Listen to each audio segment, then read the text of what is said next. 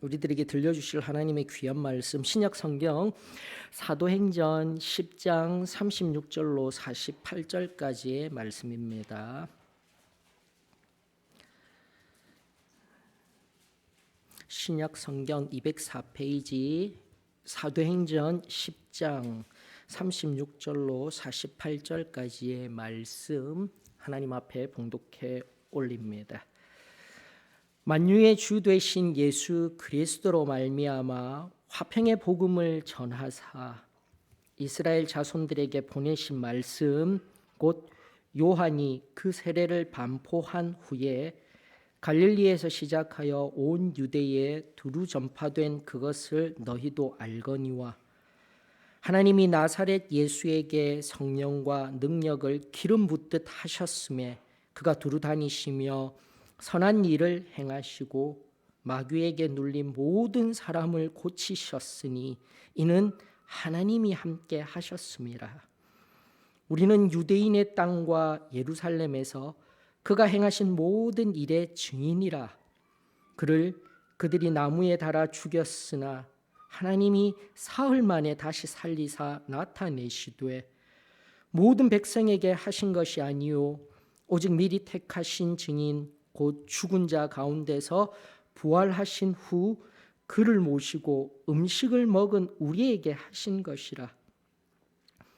우리에게 명하사 백성에게 전도하되 하나님이 살아있는 자와 죽은 자의 재판장으로 정하신 자가 곧 이 사람인 것을 증언하게 하셨고 그에 대하여 모든 선지자도 증언하되 그를 믿는 사람들이 다 그의 이름을 힘입어 죄사함을 받는다 하였느니라.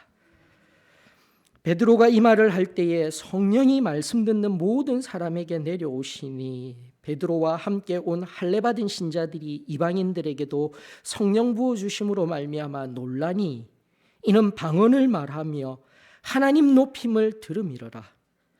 이에 베드로가 이르되 이 사람들이 우리와 같이 성령을 받았으니 누가 능히 물로 세례 베품을 금하리요 하고 명하여 예수 그리스도의 이름으로 세례를 베풀라 하니라. 그들이 베드로에게 며칠 더 머물기를 청하니라. 아멘.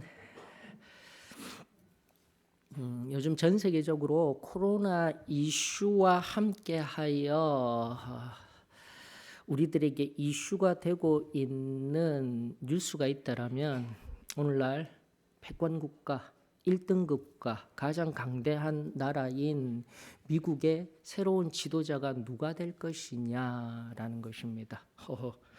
그것이 나의 삶에 나하고 무슨 관계가 있으며 어떤 의미가 있습니까? 라고 물을 수 있겠지만 여러분들 2000년이 넘어선 지금 오늘날엔 모든 것들이 연결되어져 있어요. 그 나라의 지도자가 누가 되느냐에 따라서 이 땅에 아직도 그치지 아니한 전쟁이 다시 일어날 수도 있고요. 경제가 들썩들썩하면서 우리를 힘겹게도 할 수 있고 또 우리가 안정적으로 나아갈 수 있게 되는 것, 이 모든 것들이 서로 연결되어진 그러한 사회를 살아가고 있다라는 것입니다. 그러므로 우리가 관심을 가지고 누가 될 것인지 지켜보고 있는데 누가 되든 하나님 앞에 하나님의 손에 의한 일들이 일어나기를 원합니다. 난 누구 편, 이건 그리스도인이 말하고 나누고 할 일은 아닙니다. 자, 그런데 바로 그 지도자가 늦게 선출되는 이러한 상황 속에서 서로 합의된 민주적 방식의 기초를 허물어뜨리고 서로 갈등하고 서로 미워하고 서로 다투고 싸우는 모습들이 위험해 보이는 거예요. 단추 하나만 잘못 눌러도 지구가 몇백 번은 깨어져 버리고 부수어질 그런 무기들을 가진 그 나라의 지도자가 누가 되느냐 아직도 정해지지 아니하고 불투명하여 극단적인 일들이 일어나게 되면 진정 마태복음 25장이 이야기하고 있는 예수 그리스도의 묵시록에 근거한 하늘이 녹아내리는 그런 실제적인 사실들이 우리 눈앞에 펼쳐질 수도 있는 거예요, 여러분들. 항상 성경을 바라보며 성경을 가지고 세상을 바라봐야 합니다. 세상을 바라보면서 성경에 끼워 맞추는 게 아니에요, 여러분들. 이건 굉장히 중요한 우리의 그리스도인들의 삶을 살아감에 있어서 주님 앞에 서기까지의 커다란 기준이 되어져야 합니다. 자, 그리하였을 때 오늘 바로 이 시간, 이 예배를 통하여서 들려주시는 말씀이 우리에게 의미가 되는 거예요. 바로 그런 기준으로 살아가고 있다라면, 그저 예배를 왔다가 하나님의 마당뜰만을 밟고 가는 것이 아니라 마당뜰을 넘어 제단에 나의 모든 것을 다 사른 연후 성소를 통과하여 지성소에 그 가득히 덮인 그 임재 안에 우리 영혼이 깊은 은혜 가운데 거하는 것, 그것이 오늘 우리가 드리고 있는 예배, 그리고 하나님이 오늘 이 시간을 통하여서 들려주시는 말씀의 의미인 줄 믿습니다. 오늘 성경에 기록되어진 36절에 성령에 의한 화평의 복음은 명확하고 치명적인 인생의 한계와 갈등을 해결합니다.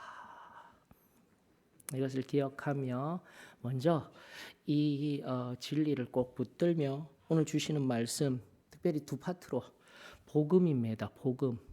복음이 무엇이냐? 진정한 복음이 무엇이냐? 그리고 그 복음이 온전히 우리들에게 들리워지고 적용되어지는 통로는 또 무엇이냐라는 것을 말씀을 통하여서 명확히 살핀 후 또다시 복음으로 말미암아 들려주시는 말씀으로 말미암아 하나님의 그 깊은 은혜의 지성소 보좌에까지 나아가 성령을 경험하고 또 세상에 나아가 그 복음대로 적용하며 승리하는 저와 여러분들, 그 힘찬 걸음을 내디딜 수 있는 저와 여러분들이 되어지기를 축원합니다.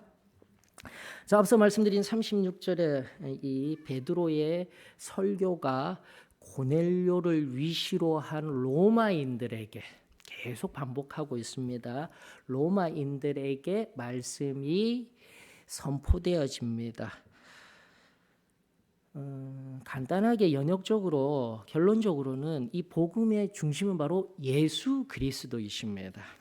38절에 이야기하고 있듯이 우리들에게는 예수 그리스도이십니다. 이 말의 의미는 예수가 그리스도이시다, 나의 구세주이시다, 내 삶의 주인이시다, 왕이시다는 이 두 가지 뚜렷한 의미들은 오늘 시간이 2000년이 지난 시간 교회를 통하여서 그리고 말씀을 통하여서 하나님 말씀의 양육을 통하여서 우리가 명확히 인지하고 있는 지극히 상식적인 것이지만 지금은 그렇지가 않다라는 거예요. 이 설교가 선포되어지는 이 본문소 시점 속에서는 바로 그 로마인들에게 고넬료를 위시로 한 그 로마인들에게 있어서는 그저 저기 팔레스틴 지역의 나사렛이라는 이름도 듣도 보도 못한 곳에 예수라는 사람에 관한 이야기를 듣는 거예요, 여러분들.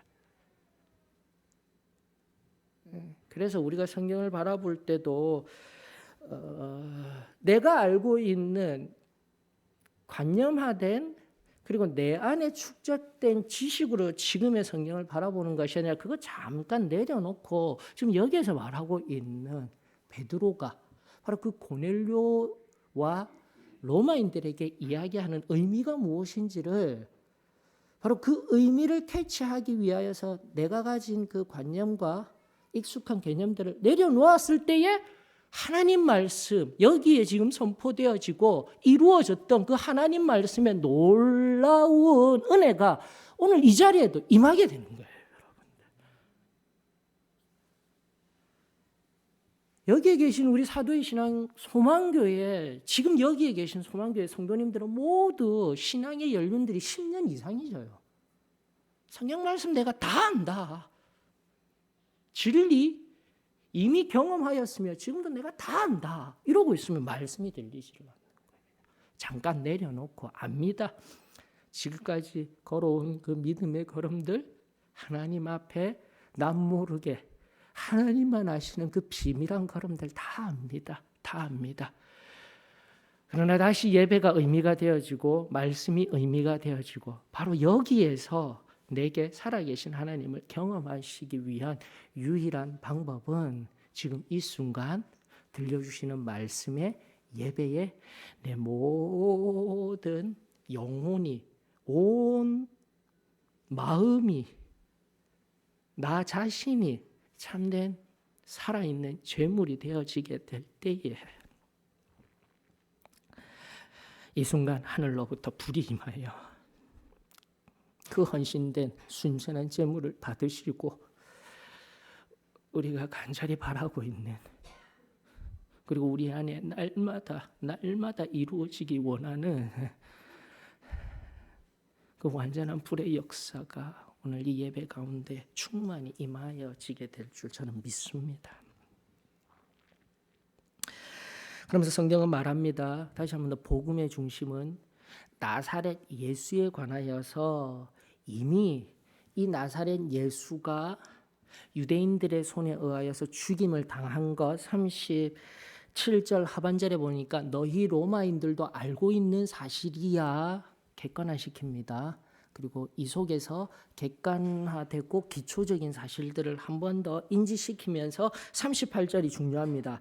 38절 뭐라고 이야기하고 있습니까? 그분이 하신 일 두 가지가 나오네요. 첫 번째는 선한 일을 행하셨다. 두 번째는 마귀에게 눌린 모든 사람을 고치셨다는 거예요. 이것이 바로 예수 그리스도가 이 땅에 오셔서 하신 지극히 간단한 두 가지 일인 겁니다. 지금도 우리가 지금까지 사도행전을 쭉 살펴보면서 베드로가 은혜 받고 또 베드로 우리가 알듯 사도행전 2장에 의하여서 이 놀라운 오순절적인 일들이 일어나고 있을 때 술에 취했니 어떻니 저쨌니 세상이 막 비난하고 있을 때 복음이 무엇인지를 명확하게 끄집어내며 그 복음의 내용들의 깊은 의미들이 무엇인지 이미 강해를 통해서 우리는 다 들었어요. 지금 여기에서도 아주 짤막하게 축약해서 또 복음이 흘러나오는 것 다른 것 아닙니다. 딱 두 가지 일. 예수님이 오셔서 예수님이 사람을 살리셨대, 예수님이 병을 고치셨대 이런 내용을 말하는 것이 아니라 딱 두 가지 일로 복음을 압축합니다. 예수님이 무엇 하셨다고요? 첫 번째 마귀에게 눌린 자들을 다 해방시키셨다. 병으로부터 해방시켜 주셨습니다. 우리의 모든 물질이 어려운 가난한 자들에게 자족할 수 있는 그 은혜를 허락하여 주셨습니다. 풍성해서가 아니에요. 자족할 수 있는 물질에 대한 세계관이 바뀌게 하여 주신 거예요. 이걸 깨달아야 되는 거예요. 오늘날 탐욕의 시대 앞에서 더 많이 쥐고자 하는 지금의 세대와 싸워야죠. 그리스도인들이.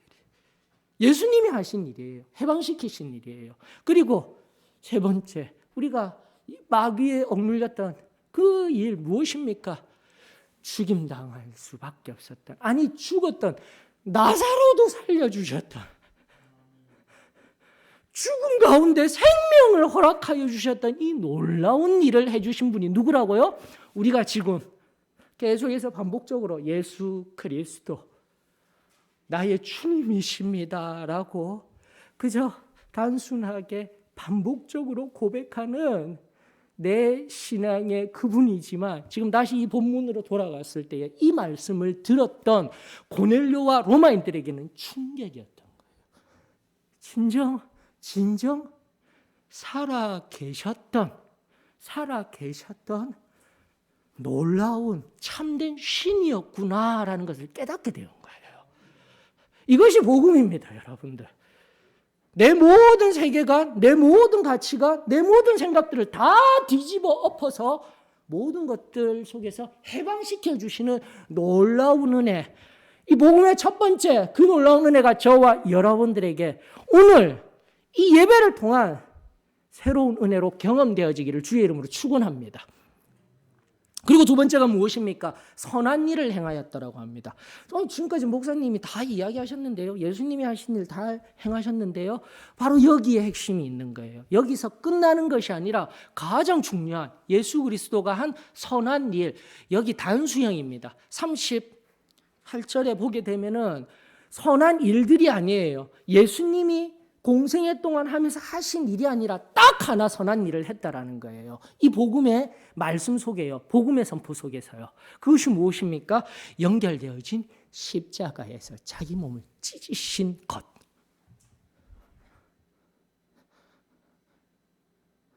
이게 지금 오늘 우리들 가운데 깊이 깨달아야 돼요. 단 두 가지. 공중권세 잡은 사단이 지금 모든 것들을 둘러싸고 자신의 손아귀에 쥐고 우리는 물질적으로 내 배는 따뜻한 것 같으나 내가 편안한 것 같으나 이 모든 것들 사단이 쥐고 흔들고 있는 이 상황 속에서 해방되어진 자유함을 누리는 그 첫 번째 복음의 은혜와 두 번째 예수 그리스도께서 십자가에서 나를 위하여서 그 몸을 찢으셨구나. 그 놀라운 사랑을 내가 지금도 알고 감사할 수 있는 은혜. 이것이 바로 지금 하나님께서 우리들에게 복음을 통하여서 잘 알고 있어라는 내 은밀한 교만 속에 지금도 생명의 말씀의 빛을 비추어 주시며 우리들에게 들려주시는 하나님 당신의 귀한 마음인 거예요. 사랑하는 성도 여러분, 지금 이 생명의 빛이 참된 복음에 의한 하나님의 은혜와 사랑이 저와 여러분들에게 충만하게 가득하게 비추어지고 채워지기를 주의 이름으로 축원합니다.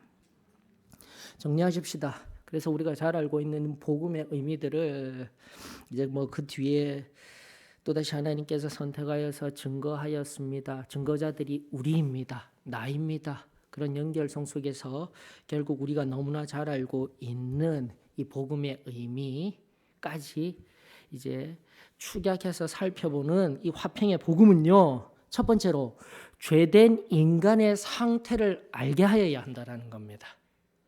그게 중요한 거예요.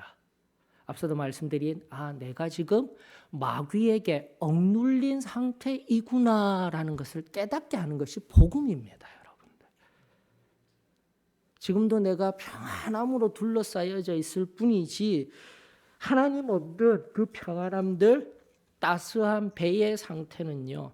모든 것들이 죄로부터 주어진 고통이 아닌 오늘날의 시대는 그 만족함, 그 달콤한 쾌락들이 오늘 우리를 더욱더 죄악의 깊은 자리로 붙들고 있는 올무입니다라는 것을 깨달아야 하는 거예요.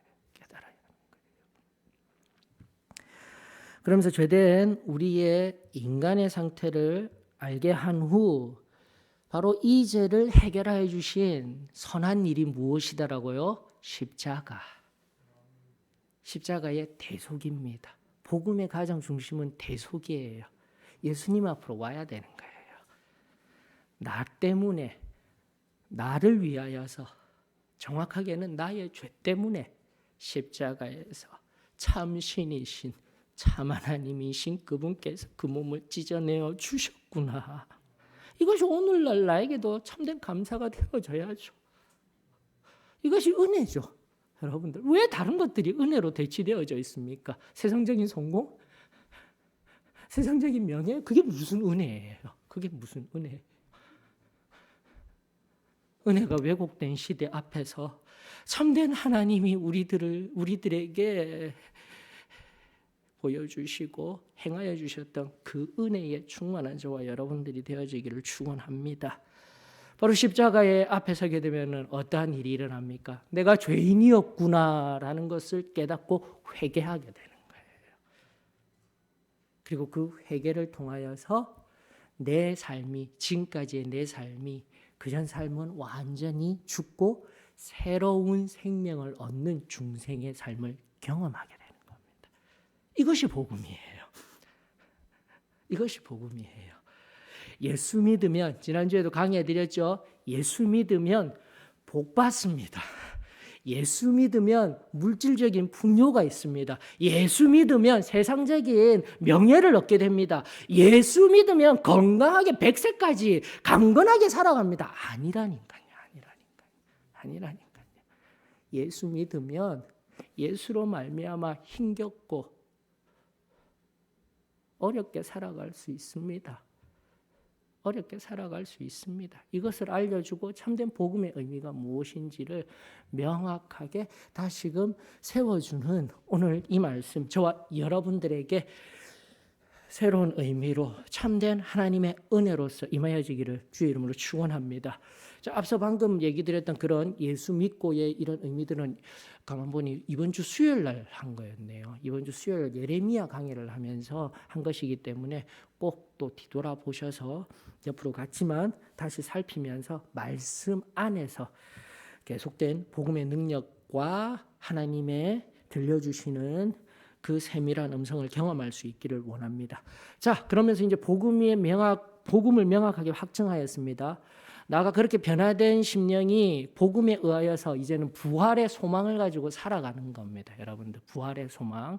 이것이 믿음에 의하여서 변화되는 중생의 경험을 통하여서 얻게 되는 복음의 능력입니다. 부활의 소망을 붙들며 살아가게 됩니다. 어떻게 해요? 하나 남았죠.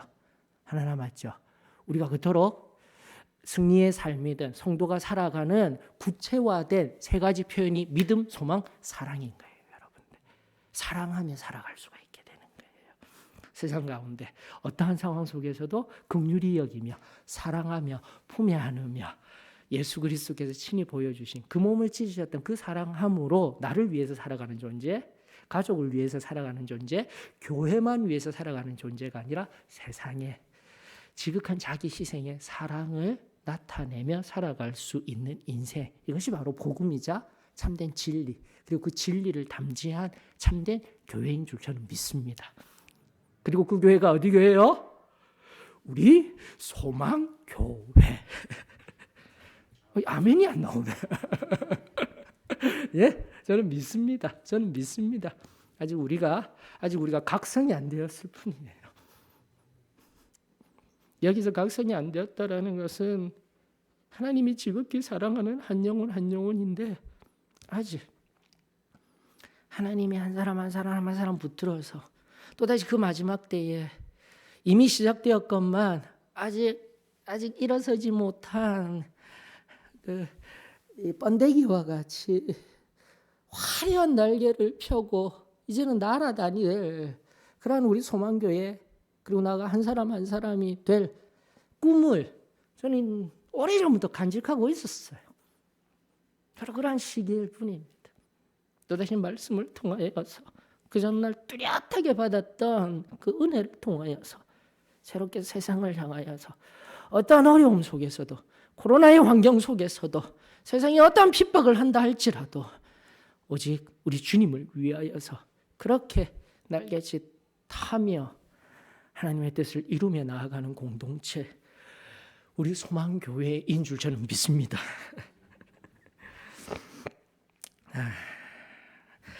44절로 넘어가도록 할까요? 여러분, 이제 44절로 바로 이러한 복음들, 죄사함에 의한 중생의 경험들, 다시금 반복하지 아니하여도 10여 년 이상의 지금의 신앙의 경륜을 가지신 여러분들, 구원이 무엇이고 성결이 무엇이고 성령 침례가 무엇이고 교리적인 진술을 다시 하지 아니한다 하여도 여러분들 잘 알고 계세요. 이론적으로는 잘 알고 계셔요. 자, 그래야 했을 때 44절로부터 이 놀라운 사건을 좀 눈여겨보아야 합니다. 여러분들, 우리 교리적으로 구원, 성결, 성령 침례까지 가야 합니다. 이것을 어떻게 교리적으로 표현하고 있었냐면 복음을 통한 완성된 그리스도의 사역인 거예요. 즉 앞서 38절 쫓게는 말씀만 가지고도 하였을 때 하나님이, 예수님이 친히 행하신, 예수 그리스도께서 십자가에서 행하신 그 십자가 이후 부활을 통하여서 지금 믿음과 소망으로 살아가게 할 수 있는 완성된 사역이 구원받고 성결함 받고 성령 침례까지 받아야 된다라는 가장 기초적인 이 교리들, 여기에 계신 우리 모두는 다 알고 있습니다. 자, 그런데 그것이 어떻게 임하여지고 어떻게 적용되어지는가요? 성령으로요. 영으로. 살아계신 영으로. 이것이 지금 44절로부터 뚜렷하게 우리들 가운데 말씀하고 있는 거죠. 자, 우리 사도행전 2장, 너무나 잘 알고 있는 사도행전 2장, 이렇듯 이 완성된 성령 침례까지의 구원으로부터, 아니 구원 이전으로부터 하나님이 교회를 통하여서 복음을 듣게 하여 주시고, 또다시 믿는 자들을 통하여서 승리의 삶을 살아가는 자들을 통하여서 교회에 나와 교회 생활을 시작하는 그때로부터 좀 더 엄밀히 이야기하면 인간 자체를 바라보게 되면, 인간의 삶을 자체를 바라보게 되면은 그 전부터 여기에 대다수 이제 2세대, 3세대, 4세대까지 나아가는 우리 다음 세대들은 날 때부터 이 복음 안에, 이 교회 안에, 이 환경 안에 그냥 거하고 살아가고 있는 거예요. 그러다 보면 내가 잘못된 믿음 안에서 그냥 교회에 나왔기 때문에, 그냥 여기서 태어났기 때문에 나는 구원받았어, 성결함 받았어, 성령 침례 받았어라고 할 수 있지만 그렇지가 않습니다. 다시금 정확하게 구원의 참된 중생의 체험, 완전케 하시는, 십자가에서 내가 내 모든 소욕들이 100%예요. 99개는 내가 하나님 앞에 드리겠는데 이 한 개는 절대 포기 못합니다. 그렇게 하면 절대 완전성화, 성결 우리가 경험할 수가 없습니다. 반드시 내가 하나님 앞에 무릎 꿇고 다시 한 번 더 붙들어서 그 정결한 자리, 성결, 완전성화의 자리에 들어가야 되며, 나가 성령 침례, 그냥 간단하게 진술된 교리로서 끝나는 것이 아니라 반드시 내가 체험하는 구원, 성결, 성령 침례의 이 기초적인, 가장 기본적인 교리에 입각한 체험들이 오늘 2세대, 3세대들에게도 명확하게 경험되어질 수 있기를 주의 이름으로 축원합니다. 자, 2장 1절에 보게 되면 이렇게 작용하는 방법이 어떻게, 우리가 전통적으로 이해하는 방법들은 무엇이었습니까? 사도행전 2장에 성령이 오셨다라는 것, 오순절날에 이미 이름에 사도행전 2장 1절입니다. 그들이 다 같이 한 곳에 모였더니, 그냥 모인 게 아니죠. 앞선 1장의 말씀들을 근거로 하여서요, 1장 4절로부터 5절까지의 말씀을 보게 되면 예수 그리스도께서 말씀하여 주셨습니다. 예루살렘에 거하라라고요. 기다리라고요. 무엇을 기다리라고 5절은 이야기하고 있습니까? 성령이 임할 것을 기다리라고 명확하게 말씀해 주셨어요. 순종하였던 것입니다. 하나님의 말씀에. 그리고 그냥 기다리는 게 아니죠. 말씀에 근거하여서 우리의 교리들을 명확히 하십시다. 사도행전 1장 14절에 정확하게 표기되어져 있습니다. 어떻게요? 14절 하반부에 더불어 마음을 같이하여 오로지 기도에 힘쓰더라. 그래서 2장 1절에 해석이 나오는 거예요. 한 곳에 그저 모여 있던 것이 아니라 성령이 임하기를 간절히 기다리고 사모하며 기도하고 있었을 때에 성령이 임하였습니다. 그리고 이 교리에 근거하여서, 그 교리라는 것은 성경에 의한 교리, 이 교리에 근거해서 우리는 기도하고 있는 거예요. 그 성령이 임하는 통로로서 첫 번째, 바로 기다리는 기도, 성령을 사모하며 기다림으로 말미암는 기도를 통해 앞선 구원, 성결, 성령 침례, 나아가 끊임없는 매 순간순간에 성령 충만이 임하는 경험을 할 수가 있습니다. 이것을 잊지 아니하기를 원합니다. 그러므로 우리는 늘 어떻게 해야 된다고요? 기도해야 합니다. 나가 또 어떻게 해야 된다고요? 한국적인 기도 아니에요. 한국적인 기도라고 명명하는 이유는 무엇입니까? 그저 울면서 나와서 감정을 쏟아내는 기도가 아니에요. 한 번씩 종종 성경 말씀을 통하여서, 강해를 통하여서 알려드렸습니다. 1800년대 그리고 1900년도 초기 그 오순절이 임하는 늦은 비의 사건, 우리 교단이 탄생하였던 그 1900년대에 임하였던 그 사건들이 있기 전에 미국의 대각성 운동이라는 거대한 성령의 역사가 있게 됐을 때 조나단 에드워즈라는 사람이 등장하여서 무엇을 하였더라고요?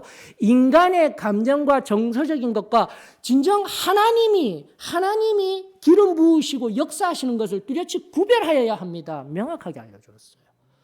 그것이 구별이 안 되면은요, 다시 한번 한국적인 정서라고 하였습니다. 그저 눈물을 흘리고 내 감정을 쏟아놓는 그 현상에 초점을 맞추어서 오히려 내가 그냥 심리적으로 내가 그냥 시원해진 것 뿐인데 항상 우리는 뭐예요? 은혜 받았어라고 착각할 수가 있는 거예요. 이미 앞선 역사 속에서 신앙의 거대한 사람들이 밝혀주었어요. 밝혀주었고 이거 이제 목사님 김정민 목사님만 하는 거죠? 아니요. 사도의 신앙교회에서 늘 조심하면서 말하고 있는 거예요. 그렇기 때문에 사도의 신앙교회가 그 이후에 은사주의로 넘어가지를 않는 겁니다.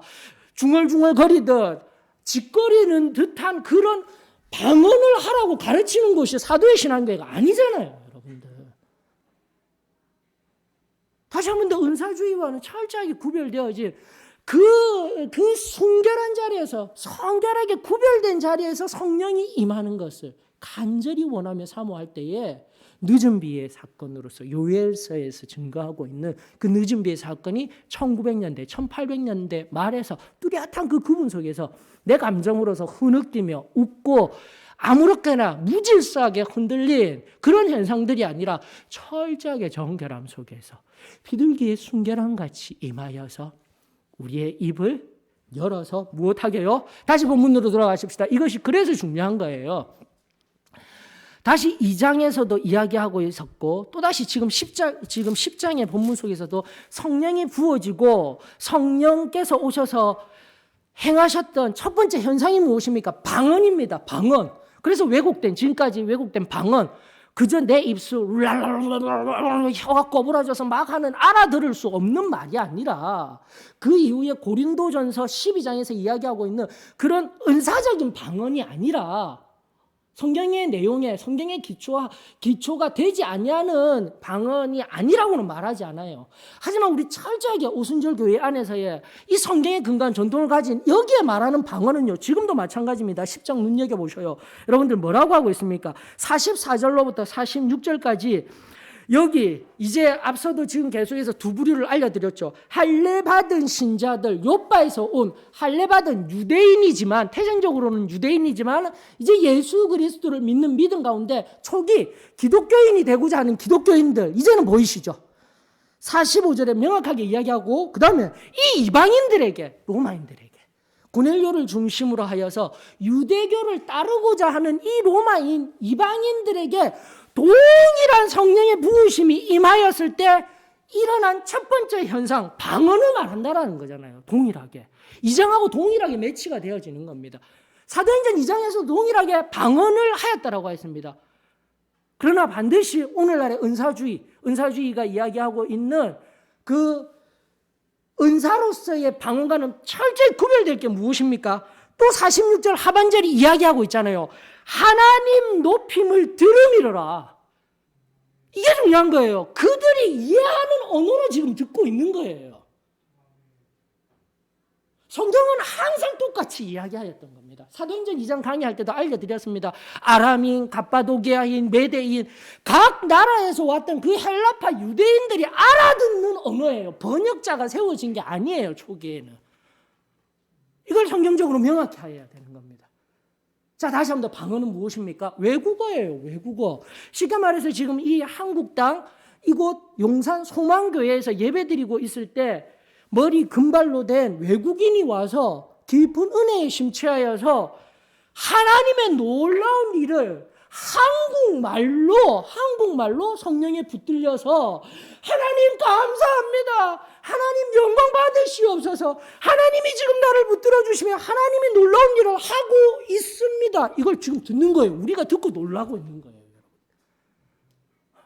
이것이 바로 제일 처음 사도행전 2장과 지금 사도행전 10장에도 기록되어진 놀라운 일, 이 바로 오순절날 임한 성령에 의한 방언의 첫 번째 의미이자 가장 주된 의미가 되어져야 하는 거예요. 그렇지 아니하면 오늘날 또다시 앞서도 말씀드린 하나님이 주신 것과 같이 여겨지는 나의 개별적인, 내 인간적인, 나 개인적인 감정과 그냥 정서에 충실하여진 내가 은혜라고 여겨버린 그 자리에서 머물러 버리는 거예요. 분명히 통과해야 되는데, 은혜의 자리로 통과해야 되는데, 복음이 주는 이 능력에 의하여서 내가 죄인됨을 깨달아서 울 수 있어요. 지금의 내 상황, 이 어둡고 캄캄한 상황, 오히려 사단이 물질적인 편안함을 주고 배가 따뜻해서 전혀 울 수 없고 힘이 들 수 없는 상황 속에서 내 상황을 바라보면서 그저 울 수 있어요. 그러나 그것을 더 넘어서서 복음에 의하여서 나를 십자가에서 친히 나를 위하여서 십자가에서 찢어주신 그 사랑을 깊이 깨달아 흘리는 눈물이 나와야 되는 거예요, 여러분들. 이것이 은혜인 거예요. 지금의 내 상황 때문에 내가 힘들었어요. 내가 어려웠어요. 나 지금 너무 힘들어서 죽겠어요 하면서 나오는 눈물과는 반드시 바뀌어져야 합니다. 이걸 바로 알아야 돼요. 바로 알아야 돼요. 그렇지 않으면 우리는 그저 일어난 현상을 바라보고 은혜 받았구나. 은혜 받았구나. 아니에요. 그리고 두 번째 정확하게 뭐예요? 그저 방언, 은사적인 방언 있다라고 하였습니다. 내 입술을 붙들어 주셔서 전혀 알아듣지 못하는 말을 할 수 있어요. 할 수 있어요. 그러나 우리는 그것을 하도록 권유하지도 않았고요. 그렇게 하도록 안 했어요. 무엇이 나와야 된다고요? 외국어, 성령 침례 받지 아니한 자에게 있어서는 성결함 받은 성도에게 있어서의 성령 침례를 받을 수 있는 유일한 기준은 바로 외국어로 된 방언을 하게 될 때, 그 외국어로 된, 앞서도 말씀드린 금발의 사람, 서양 사람이 한국에 와서 한국어로 하나님을 찬양하고 높여드리는 것, 바로 그때가 하나님의 은혜이자 지금 하나님이 영광 받으시는 거잖아요. 현상의 초점을 맞춘 것이 아니라 지금 무슨 일이 일어나고 있는 겁니까? 하나님의 크신 놀라운 일을, 영광을 돌려드리는 것 그 자체가 바로 오순절에 임한 성령에 의한, 성령 침례에 의한 하나님의 은혜였던 겁니다, 여러분들. 이것이 빨리 이해가 되어져야 돼요. 그리고 나서 오순절 이후, 성령 침례 이후에 승리의 삶을 살아갑니다. 승리의 삶의 표지는 무엇입니까? 했을 때 바로 그 성령 침례 받은 첫 번째 현상으로서 외국어로 하나님을 높여 찬양한 연후에 그의 삶에 날마다 하나님의 영광을 위하여서, 하나님을 위하여서 시간과 땀과 노력을 내는 삶이 바로 하나님의 은혜 안에 거하고 있구나라는 것을, 성경과 우리 교리적으로는 성령의 열매, 곧 갈라디아서 5장에 등장하는 그 성령의 열매가 직접 맺히는 삶이죠. 자, 다시 정리하십시다. 우리가 얼마나 지금 우리 자신들, 교회된 우리 한 사람 한 사람 새롭게 해야 돼요. 집회가 있어요. 그리고 지금도 예배가 있어요. 여기 나와서 이거 막 기도해서 은혜 받아서 은혜에 충만하여서 하나님 감사합니다. 여기로만 딱 끝나면 제가 은혜 받았구나, 끝이에요.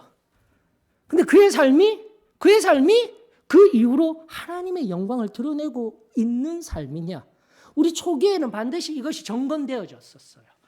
근데 어느 순간 바로 그 시점 속에 은혜만으로 은혜 받았어. 그러나 지금 다시 한 번 더 말씀드립니다. 이후, 이 사도행전 이후에 은혜 받은 연후에, 하나님의 크고 놀라운 일을 선포한 연후에 바로 교회된 그들은 목숨을 담보로 한 채 죽기까지 하나님을 섬기며 하나님의 영광을 위하여 살았던 삶임을 우리는 말씀을 통해서 기억해야 하는 거예요. 이로 인한 오늘날의 내 신앙이 새롭게 정비가 되어지고, 새롭게 겸비되어지고, 새롭게 하나님 앞에서의 은혜가 필요한 줄 믿습니다. 사랑하는 성도 여러분, 기억하십시다. 지금까지 상고한 바와 같이 성령 침례가 임한다라는 의미가 무엇인지, 그리고 오늘날 은사주의와 구별된 온전한 성령 침례의 역사를 구분해야 합니다. 그리고 나아가 내 감정과 정서의 시원함으로 그저 나를 만족해 하는 하나님의 은혜인 것만 같은 착각이 있다라면 내가 그 은혜를 받았다라고 느낀 그 감정에 표현되어진 하나님의 은혜 받았어라고 표현되어진 그 시점으로부터 내 삶이 변화가 되었는지를 살펴보면 되는 거예요. 너무 간단해요. 성경적인 원리는. 그런데 하루가 지났는데도 똑같아요. 똑같이 짜증이 나요. 똑같이 분이 나요. 저 사람만 보면은 그 미웠던 사람이 오늘도 또 똑같이 미워요. 그건 은혜가 아닙니다. 명확히 이야기해야죠. 오늘도 우리 원로 장로님이 간증한 것 같이 뚜렷한 변화가 있습니다, 여러분들. 이것이 참된 복음이자 참된 하나님의 은혜의 역사인 겁니다. 그래서 우리 소망교회가 사도의 신앙교회가 이 진리를 꼭 붙들고 지금까지 힘들고 연약한 걸음이었지만 나올 수 있게 하여 주신 하나님의 은혜에 감사를 드립니다. 다시금 이 명확한 진리들을 내 안에 새롭게 함으로 시점 속에 그 은혜가 시간성 속에서 나의 삶 속에서 진정한 하나님의 은혜임을 삶으로 성령의 열매를 맺어 드림으로 또다시 우리가 단순하게 표현하고 고백하고 있는 승리의 삶을 살았습니다라는 이 고백의 진정한 표현으로서 상태로서 삶으로서 하나님의 참된 기쁨이 되어지는 저와 여러분들이 되었으면 좋겠습니다. 또 성경은 명확하게 이야기하고 있습니다. 그 통로가 앞선 2장 1절로부터 1장에 근거한 기도할 때만 임하느냐? 아니네요. 성경 속의 44절 언젠가도 이와 관련된 성령이 작용하는 통로는 두 가지입니다 라면서 알려드렸습니다. 첫 번째는 기도하는 중에, 두 번째는 뭐요? 하나님의 말씀을 듣는 중에. 이걸 또 다시 새롭게 해야 되는 거예요. 그래서 내가 지금 하나님의 말씀을 보아야 되는 거예요. 본다라는 의미는 지금도 내가 하나님의 말씀을 듣고 있다라는 거예요. 내 심령 속에 바로 하나님의 말씀을 보고 하나님의 계시된 말씀을 갈망하고 매일의 묵상과 그 대면 속에서도 성령 하나님이 임하신다. 이것이 성경적인 성령의 역사를 경험할 수 있는 통로입니다. 지금까지 10장의 강의를 통해서 우리가 더불어서 한계를 짚고 있는 현상에 근거한, 앞서도 지금까지 다 다루어 드렸던 현상에 근거한 은혜 같은 것만 은혜야 라고 하시지 마시고 다시 한 번 더 그 현상과 함께 시간성 속에서 어떠한 열매를 맺는지를 통한 하나님의 은혜의 확증이 이제는 우리의 한계를 넘어서서 하나님의 하시는 일을 인정하고 하나님께 감사하는 저와 여러분들이 되어지기를 원합니다. 두 번째는 방법입니다. 기도할 때만이 아니에요. 하나님의 말씀을 바라볼 때에, 다시금 하나님의 말씀을 읽을 때에, 하나님의 말씀을 경청할 때에 성령이 임하십니다. 이것을 기억하며 오랫동안 우리는 기도할 때, 예배가 있어도 예배에 참석하는 것이 힘들어서 기도할 때, 기도하면은 하나님께서 은혜 주셔 기도만이 아닌 하나님의 말씀을 청종하고 들을 때 반드시 성령이 임하십니다라는 내가 가졌던 고정된 틀을 또다시 열어서 개방하여서 확장하여서 성령 하나님이 내 안에, 우리 안에, 교회 안에, 그리고 오늘날 계속해서 모이지 못하게 하며 다 치워져 가는 이 복음의 현실, 이방인 내 때가 다 치워져 가며 오실 우리 주 예수 그리스도가 가까운 이때에 한 영혼이라도 더 살리기 위하여서 몸부림쳐야 할 근거가 될 수 있는 오늘의 말씀, 저와 여러분들에게 새로워지기를 주의 이름으로 축원합니다. 자, 이 말씀을 통하여서 이제 마지막으로 말씀 한 군데를 더 보십시다. 자, 이 모든 것들을 경험한 주체가 누굽니까? 한 사람이 있으니 베드로예요. 베드로가 이 모든 것을 바라보고 또다시 할례받은 유대인이었던 이제 그 욥바 사람들과 함께 이 로마인들에게도 이방인들에게도 성령이 임하시는구나라는 것을 모두가 놀라하며 보고 있을 때 베드로가 지금 이랬는데 이 이방인들에게, 지금까지 자신도 한계를 지었던 절대 로마인들은 은혜 같은 거 없어 했지만 그 은혜 받은 것을 확고히 하고 세례를 주잖아요. 베드로가. 베드로가 왜 세례를 베푸는 것이 이들에게 합당치 않겠느냐 하면서 이 모든 복음에 의한 성령의 일하심에 사실을 묵도한 베드로 세례를 줍니다. 세례를 베풉니다. 그러면서 세례만 준 것으로 끝난 것이 아니라 바로 그가 기록한 하나님의 말씀에도 명확하게 이 사실이 기록되어져 있는 거예요. 진정한 하나님의 은혜가 무엇이냐? 진정한 하나님의 은혜가 무엇이냐? 동그라미 딱 치든지 바로 이 사실 옆에다가 베드로전서 1장 21절, 22절 여러분들 반드시 함께 보셔야 합니다. 베드로전서 1장 21절로부터 22절 앞서도 잠시 언급들이 무엇이 어떤 개념이 세 가지 등장합니까? 성령에 의하여서 살아낸다라는 의미, 시점상의 은혜로서만 끝나는 것이 아니라 삶 속에 구체화되어진 가장 객관적인 성경이 증거하는 객관적인 세 가지 믿음으로 소망 가운데 사랑함으로 이것이 바로 성령이 하시는 일인 것을 명확하게 단순하게 증거하였던 베드로전서 1장 21절로부터 22절의 말씀 마지막 바라보며 또 우리 말씀을 종합하여서 또 말씀 붙들며 하나님 앞에 기도하며 세상을 향해 전진해 나가는 저와 여러분들이 되었으면 좋겠습니다. 베드로전서 1장 21절입니다. 너희는 그를 죽은 자 가운데서 살리시고 영광을 주신 하나님을 그리스도로 말미암아 믿는 자니. 철저하게 우리는 그리스도로 말미암아 그리스도를 통하여 예수 그리스도의 십자가의 그 은혜를 통하여서 된 믿음입니다. 기독교를 믿고 교회를 믿고 물질로 풍성한 것을 믿는 게 아니에요. 다시 한번 더 성경적인 명확함을 바로 세우셔야 됩니다. 그리스도로 말미암아 믿는 자니 너희 믿음과 소망이 하나님께 있게 하셨느니라. 아멘. 이 믿음과 소망을 통하여서 다른 세상적인 것을 바라보는 것이 아니라 오직 하나님께만, 하나님을 향한 그 흔들리지 아니하는 소망으로 서게 되었을 때 지금 현재 너희들이 무엇을 하라고요? 22절인 겁니다. 너희가 진리를 순종하기가 너무나 힘겨운 시대입니다. 아니 오히려 권위가 해체되어지는 시대입니다.